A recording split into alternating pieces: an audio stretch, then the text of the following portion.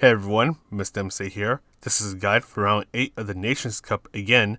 Let's get this started. Turn in at the 100-meter mark and you can use this solid white line that goes to the left as your first braking point. Brake hard for a moment, then slowly ease off of the brakes. Just try to bring yourself all the way to the inside of the track towards the curbs and then gradually start to accelerate.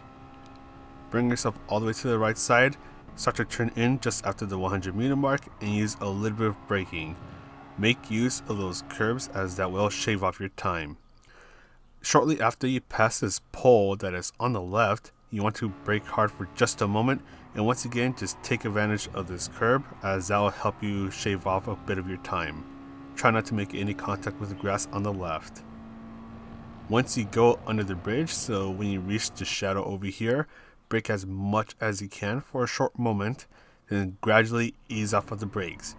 Try to be very smooth when you start to accelerate as this car can generate a bit of wheel spin.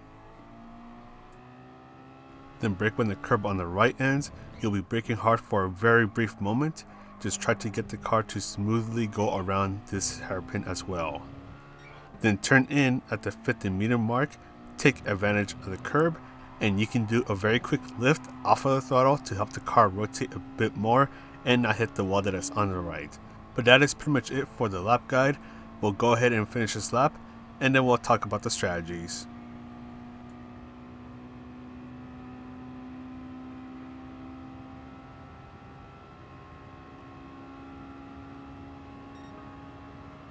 For the qualifying session, you have 5 minutes to try to get a good qualifying time. Even though the tire wear is at times 20, it's not going to cause a huge issue during your qualifying session, so you don't have to worry about that. What you should worry about is trying to get that good slipstream, since the slipstream is on weak, so it'll definitely help you go even faster and get a better qualifying time.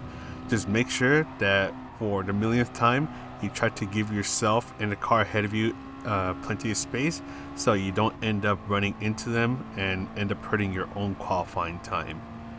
And that is pretty much it for the qualifying strategy. There's not much to it, and even though you only have 5 minutes, it's going to give you plenty of time to have 3 attempts at trying to get a good qualifying time. As for the race strategy itself, it's a pretty easy no-stop race, not much to it. You have plenty of fuel to be able to finish a race without having to worry about refueling, and the tires will last long enough to be able to complete the entire race without needing to be changed. Some things to think about are slipstream, because as I mentioned during the qualifying strategy, it is set to weak, so you'll definitely be going faster, especially through the main straight. So you want to try to stay within that 1.5 second gap so you can keep up with those ahead of you. As for the tire wear, even though it's at times 20, it's not going to pose much of a problem even at the very end of the race. So if you're looking at the bottom left hand corner of the screen right now, the front right tire is going to be the one that's going to be taking the biggest hit. So you just want to keep an eye on that, make sure you're not stressing out that tire too much. So a few things that you can do to try to reduce its tire wear rate is to be a bit smoother when you're turning in. Don't scrub the tires too much, especially when you're going through those left turns.